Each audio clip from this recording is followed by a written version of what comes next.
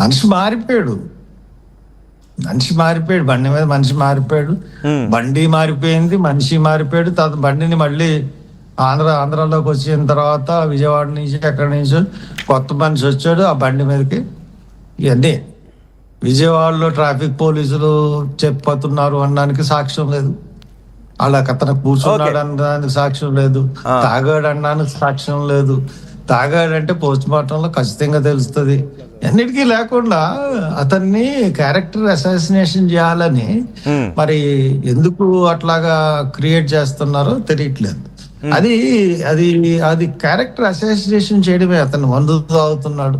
ఇప్పుడు యాక్సిడెంట్ గురించి చేయాలి, సరే యాక్సిడెంట్ పూర్వపరాలు కూడా తెలుసుకోవడం మంచిదే, కానీ ఇది కంప్లీట్ గా యాక్సిడెంట్ ప్రూవ్ చేయాలని ఇన్వెస్టిగేషన్ చేస్తున్నారు తప్పితే అతను ఎందుకు చచ్చిపోయాడు, ఎలా చచ్చిపోయాడు అన్న హత్య మీద ఇన్వెస్టిగేషన్ పోలీసులు చేయట్లేదు. ఓకే, అలా జరగట్లేదు అంటారా? చాలా బాధ, అందరికి బాధ కలిగించే విషయం ఏంటంటే ఇది హత్య, మొత్తం సమాజం అంతా నమ్ముతున్న హత్య. మీరు చూసుకోండి, ఎక్కడ చూసినా అతను హత్య కాదు. అంటే ఒకటి హర్ష కుమార్ గారు, అంటే నమ్మకం వేరు, వాస్తవం వేరు. కొన్ని సందర్భాల్లో భావోద్వేగాలు ఉన్నప్పుడు వాస్తవంలోంచి నమ్మకంలోంచి వాస్తవం వస్తుందండి. ఓకే, అంటే వాస్తవాలు ఎలా రావాలి బయటికి? పబ్లిక్ ఎక్కువగా నమ్మి అది వాస్తవం అయితే నమ్ముతారండి. పబ్లిక్ ఒకరిని మనం నమ్మించలేం, ఇద్దరిని నమ్మించలేం, కానీ ఒక 10 మంది ఒక నమ్మకాన్ని వ్యక్తపరిచారంటే దాంట్లో సంథింగ్ ఇస్ దేర్ అన్నది మనం ఆలోచనలో పడతాం ఎవరైనా. కాబట్టి ఇప్పుడు సమాజం అంతా అతన్ని హత్య చేశారని చెప్తున్నారు. ఆ దిశగా ఇన్వెస్టిగేషన్ ఎందుకు చేయట్లేదు పోలీసులు? ఇది యాక్సిడెంట్ అని ప్రూవ్ చేయాలనే ఎందుకు చేస్తున్నారు అన్నది మనకి కనపడతా ఉందండి. ఓకే, హర్ష కుమార్ గారు, ఒక్కటి విజయవాడలోనూ ఎస్ఐ ఫోటో తీశాడు కదా, ఆ ఫోటో తీసినప్పుడు చూడగానే మనం ఇప్పుడు చూస్తున్నాం కాబట్టి ప్రవీణ లేదనే డౌట్స్ అందరికీ ఉండే అవకాశం ఉంటుంది. మరి వెరీ ఫస్ట్కి వెళ్తే కుటుంబ సభ్యులకు ఆ ఫోటోని చూపిస్తే అది ప్రవీణ కాదా 1 minute చూడగానే చెప్పేస్తారు, అయి ఉండొచ్చు అనే డౌట్ కూడా కాదు. సో ఒక్కసారి ఆ దిశగా వెళితే క్లారిటీ వచ్చేస్తుంది కదా, టోల్ ప్లాజాను క్రాస్ చేస్తున్న వ్యక్తి ప్రవీణ కాదా. చాలామంది ఇప్పటికీ అది ప్రవీణ్ కాదు, ఆయన అంత హైట్ లేరు, బైక్ పైన ఇలా ఊగుతూ వెళ్తున్నారు, కాలు ఆంచుతూ వెళ్తున్నారు, ఆ హైట్ ఉన్న వ్యక్తి కాలు ఆంచుకుంటూ బైక్ నడపాల్సిన అవసరం ఉంటుంది, ఇలా అంటూ ఉన్నారు. సో విజయవాడలో ఉన్న ఫోటోలో, టోల్ ప్లాజాను క్రాస్ చేస్తున్న ఫోటోలో కుటుంబ సభ్యులు 100% చెప్పేస్తారు. సో ఒక్కసారి అంటే మీలాంటి వాళ్ళు కుటుంబ సభ్యులతో మాట్లాడే ప్రయత్నం చేస్తే అది అవునా కాదో తెలిసిపోతుంది కదా, దానిపైన ఇంకా కొన్ని అనుమానాలు వెల్లడించే దానికంటే.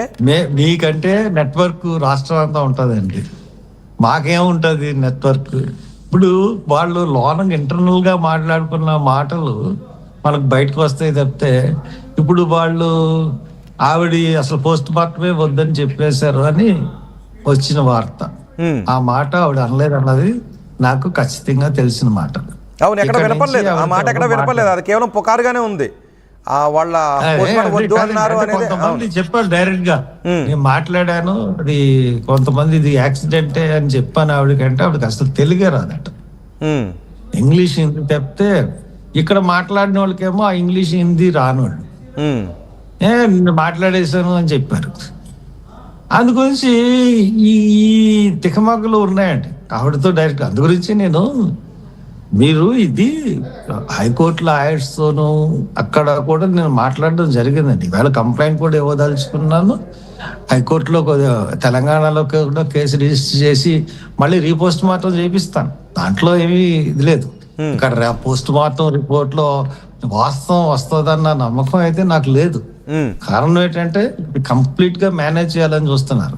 అక్కడి నుంచి కోర్టు డైరెక్షన్. ఎందుకు మేనేజ్ చేయాల్సిన అవసరం ఎవరికి ఉంటుంది, ఎందుకుంటుంది?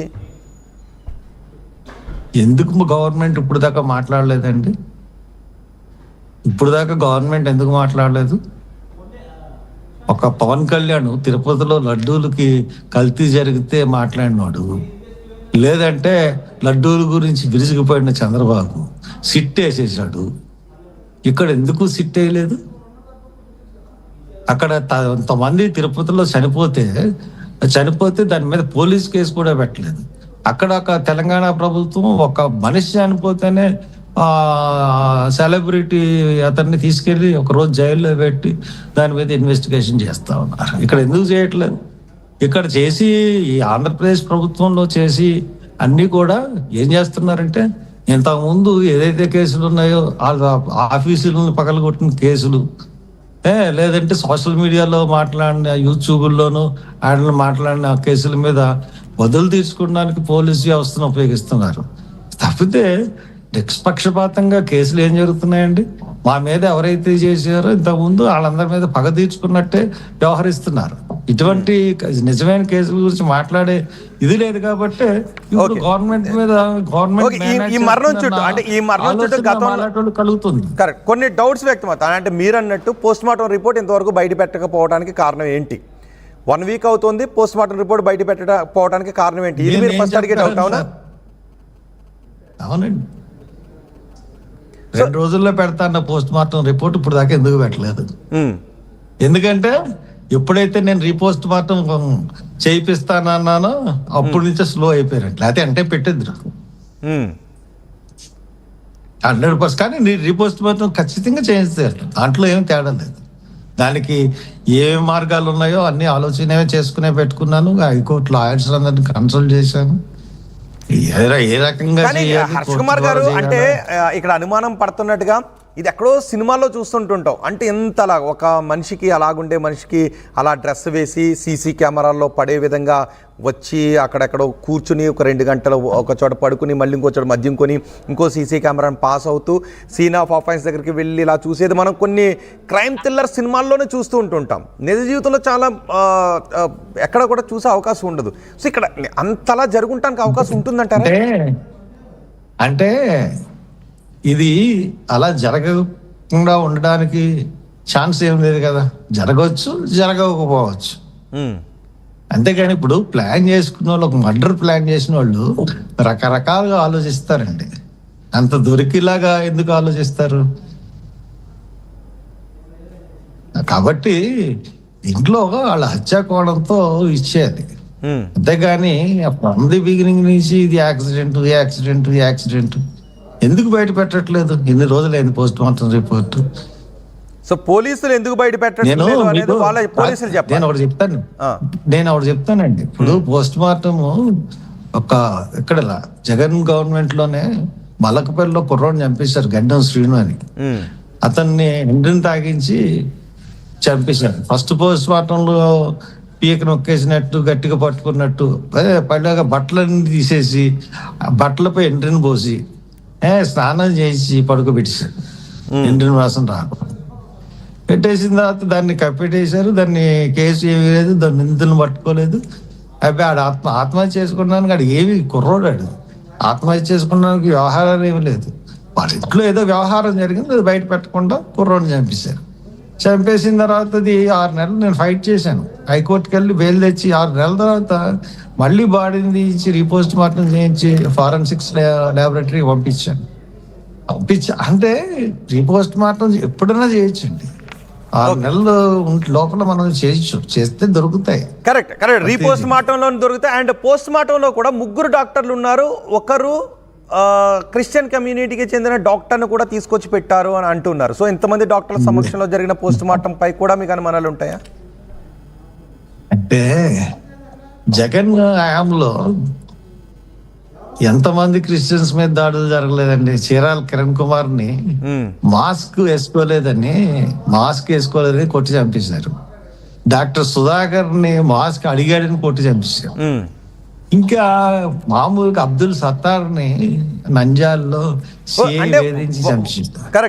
ఇవన్నీ కూడానండి జరగలేదని కాదు, నిజంగానే కొన్ని జరిగాయి. కూడా ఇక్కడ క్లారిటీ తీసుకోవడానికి అవకాశం ఉన్నప్పటికీ, అంటే ఇక్కడ ఒక క్లారిటీని తీసుకోవడానికి వాస్తవాన్ని ఇంకొంచెం దగ్గరగా చూపించడానికి అవకాశం ఉన్నప్పటికీ ఆ ప్రయత్నం జరగకుండా భావోద్వేగాల చుట్టూ కొన్ని మాటలు వస్తూ ఉన్నాయి అనేది ఇక్కడ జరుగుతుంది. అంటే ఒకవేళ మీరన్నదాన్ని తీసుకున్నా, మీరు సీన్ ఆఫ్ ఆఫెన్స్కి వెళ్ళారు, మళ్ళీ కావాలంటే అక్కడ నేను రీకన్స్ట్రక్ట్ చేస్తాను, నేనే బైక్ నడుపుతాను అని మీరు అంటూ ఉన్నారు. సో మీరే బైక్ నడిపి అక్కడ ఆ వ్యక్తి ఎలా పడి ఉంటారో అని చూపించేదానికంటే ఈ వీడియో తీసుకుని వెళ్ళి ఇతను ప్రవీణ కాదని మీరే డైరెక్ట్ కుటుంబ సభ్యులను అడిగితే అవునా కాదో చెప్పేస్తారు కదా. ఇప్పుడు మీరు కాదు అని అంటున్నారు, నాకు అవునో కాదో తెలియట్లేదు. ఆ బాధ్యత మీకు కూడా ఉంది కదా. ఒకవేళ మీరు వస్తే మనం కలిసి అడగచ్చు. ఇప్పుడు నేను కలవడం ఎందుకు, మీరు వెళ్ళొచ్చు, మీరు హైదరాబాద్లో ఉన్నారు, సాయంత్రం లోపల మీరు వెళ్ళొచ్చు కదా, వెళ్ళండి. ఎవరైనా ఇప్పుడు నిజం బయటకు రావడం అన్నదే కావాలి కదా. నేను లేకుండా మీరు అడిగితే ఇంకా నిజాలు బయట చెప్తారేమో, కాబట్టి మీరు అడగచ్చు, దాంట్లో తప్పే ఓకే. ఆ క్వశ్చనే తీసుకుందాం. 2 డౌట్స్. ఒకటి, పోలీసులు ఎందుకు బయట పెట్టట్లేదు, 2 కుటుంబ సభ్యులు ఎందుకు మాట్లాడి, ఈ 2 డౌట్లే. పోలీసులు నిజానికి 24 గంటల్లో పోస్ట్ మార్టం రిపోర్ట్ రావాలి బయటికి, 24 గంటల్లో పోస్ట్ మార్టం రిపోర్ట్ బయటకు రావాలి. ఒక పాస్టర్ హత్య జరిగితే, జరిగి ఒక ఎంక్విస్ట్ లేట్ అయ్యి పోస్ట్ మార్టం జరిగితే రాజమండ్రి చరిత్రలో 50-60 వేల మంది రావడం అన్నది అసహజం అండి. అవును. అంటే హత్యని బలంగా నమ్ముతున్నారు. అంతేకాకుండా ఇప్పటికీ కూడా ఈ రోజు కూడా ప్రతి ఓడు వచ్చి అక్కడ